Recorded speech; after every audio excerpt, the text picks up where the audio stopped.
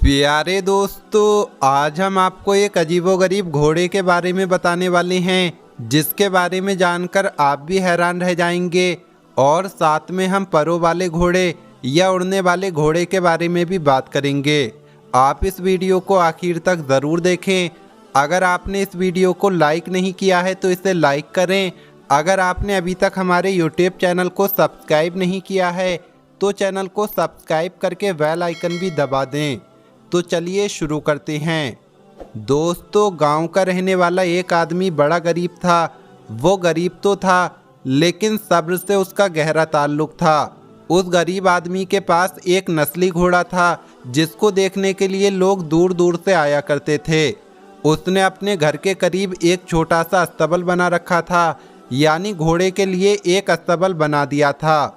उसका इश्क और कुछ नहीं, बस एक घोड़ा ही था। बादशाह वक्त को पता चला कि करीब के गांव में एक आदमी के पास एक घोड़ा है जो कि बहुत आला दर्जे का घोड़ा है।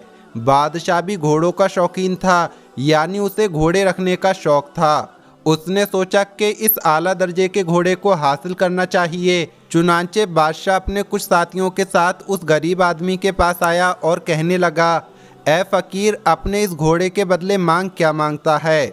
उस आदमी ने कहा, मैं माजरत चाहता हूँ, मगर ये घोड़ा मैंने बहुत शौक से पाला है और शौक से पाली हुई चीज़ को बेचा नहीं जाता। बादशाह ने उससे कहा कि हम तुझे मुंह मांगी कीमत देंगे, लेकिन उस आदमी ने फिर से माजरत कर ली। बादशाह कहने लगा, एक मर्तबा फिर से गौर कर ले, एक मर्तबा फिर से सोच ले, हम तुझे अपनी एक रियासत दे देंगे, उसके बदले तू हमें ये घोड़ा दे दे। लेकिन वो आदमी फिर भी नहीं माना। मामला यहाँ तक जा पहुँचा कि बादशाह ने उसे आधी सल्तनत की पेशकश कर दी। उस आदमी ने कहा, बादशाह सलामत, अगर ये बिकने वाली चीज़ होती तो मैं आपको पहले ही दे देता, लेकिन इसका कोई मोल ही नहीं है। बादशाह एक नेक हुक्मरान था। उसने कहा, अच्छा तेरी मर्जी, यानी अगर तू नहीं बेचना चाहता है तो मत बेच। बादशाह के चले जाने के बाद गांव के तमाम लोग उस आदमी के पास आए और कहने लगे कि तू कितना बेवकूफ़ आदमी है। वक्त का बादशाह तेरे पास आया और उसने तुम्हें आधी सल्तनत की पेशकश की। अगर तुझे वो सल्तनत मिल जाती तो तेरे साथ साथ सारे गांव के मज़े होते, तू हमारा बादशाह होता।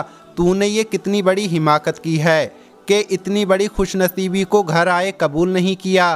तो उस आदमी ने कहा, ये मेरा घोड़ा है, बादशाह ने इसका मोल लगाया, मुझे मंजूर नहीं था तो मैंने नहीं दिया। इसमें खुशनसीबी या बदनसीबी की क्या बात है? लोगों ने कहा, तू एक ज़िद्दी आदमी है, तू तो शुरू से ही ऐसा ही था, तेरा मिजाज ऐसा ही है। इतना कहकर वो लोग चले गए। थोड़े अरसे के बाद सुबह के वक्त वो आदमी जब अस्तबल में दाखिल हुआ तो देखा कि अस्तबल खाली था और उसका घोड़ा वहाँ पर मौजूद नहीं था। गांव के लोगों को जब पता चला तो वो कहने लगे कि तुझसे तो कहा था कि वक्त के बादशाह के साथ जोर आजमाई ना कर, और अब देख तेरा घोड़ा तेरे पास नहीं है। तेरे साथ बड़ा जुल्म हुआ, तू तो तबाह बर्बाद हो गया। उस आदमी ने कहा, मैं कैसे तबाह बर्बाद हो गया?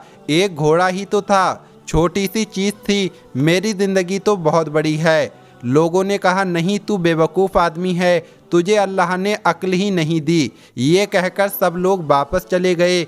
इसके बाद तकरीबन 1 महीना गुजरा होगा कि एक दिन घोड़ा हिनहिनाता हुआ वापस आ गया और उसके साथ और भी जंगली घोड़े थे जो कि उसी की नस्ल के थे, आला दर्जे के वो घोड़े थे।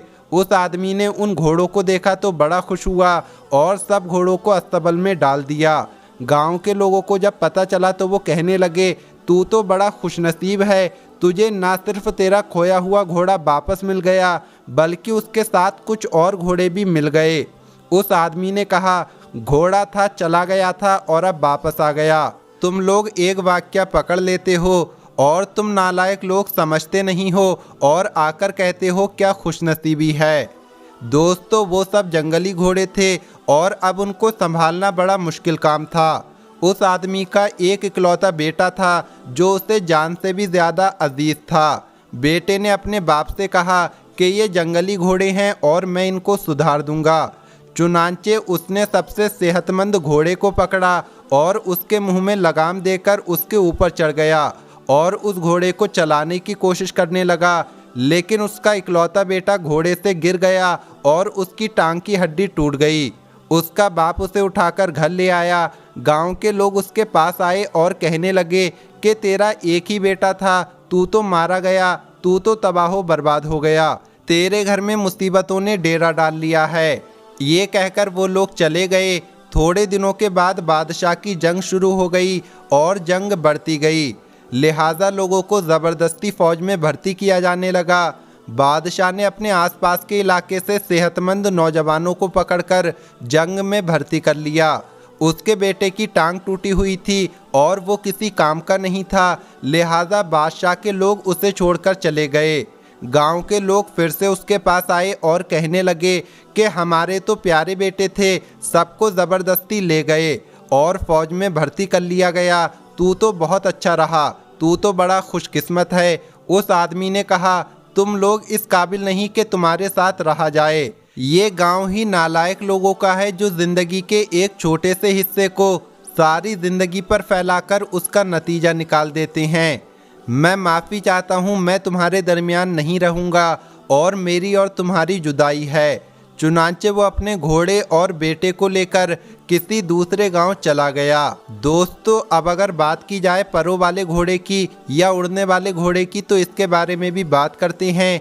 कुछ वक्त से सोशल मीडिया पर परों वाले घोड़े की बात चल रही थी और ये कहा जा रहा था कि फला जगह पर परों वाला घोड़ा देखा गया, उड़ने वाला घोड़ा देखा गया।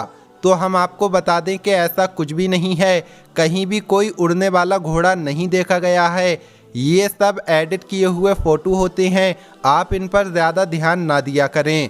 आपको हमारा आज का वाक़या कैसा लगा कमेंट बॉक्स में ज़रूर बताएं और इस वीडियो को लाइक भी ज़रूर करें। मिलेंगे अगली वीडियो में। अस्सलाम वालेकुम, अल्लाह हाफिज़।